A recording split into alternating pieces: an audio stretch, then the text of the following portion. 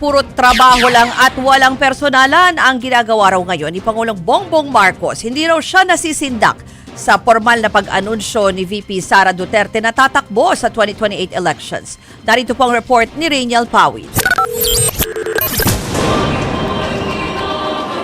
Business as usual si Pangulong Bongbong Marcos kasunod ng deklarasyon ni Vice President Sara Duterte tungkol sa pagtakbo nito sa pagkapangulo sa 2028. Nauna nang sinabi ng palasyo na ang mensahe lang dyan ng Pangulo, good luck.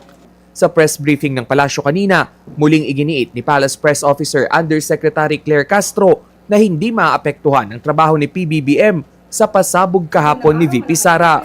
Kung ang iisipin lamang ng Pangulo natin ay ang mga sinasabi ng Vice Presidente, hindi natatakbo ang gobyernong ito. So hindi po maapektuhan ang focus ng Pangulo para maiangat ang ekonomiya ng bansa, maiangat ang buhay ng bawat Pilipino, at masolusyonan ang isyu sa baha na hindi na solusyonan noon pa. Kanina, dumalo si PBBM sa mass oath-taking ng newly promoted teachers at school heads sa ilalim ng Expanded Career Progression Program mula sa Bulacan at Pampanga clusters.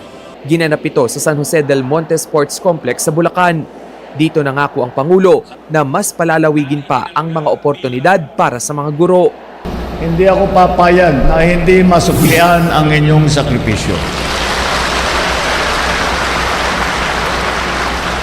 Kaya gumagawa tayo ng mga hakbang upang marami pang guro ang tumaas ang posisyon at kagaya ng aking ipinangako, walang sino man na teacher ang magre-retire na teacher 1. Halos 2,000 guro ang napromote, kabilang sa dumalo sa oath-taking sina DepEd Secretary Sani Angara at si former President at ngayon Pampanga 2nd District Representative Gloria Macapagal Arroyo na itinuturing na mentor ni VP Sara.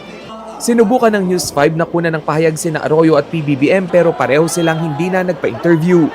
Nagbabalita mula sa frontline, Rainiel Pawid, News 5. Mga kapatid, ako po si Ruth Cabal. Dito tayo sa totoo, dito tayo sa True FM. Mag-follow at mag-subscribe din po kayo sa aming social media accounts at True Network PH. Diyan po yan sa aming X na dating Twitter, sa FB, sa Instagram, sa YouTube, sa TikTok at sa mga podcast. At syempre, tutok din po kayo sa Signal True TV Channel 19.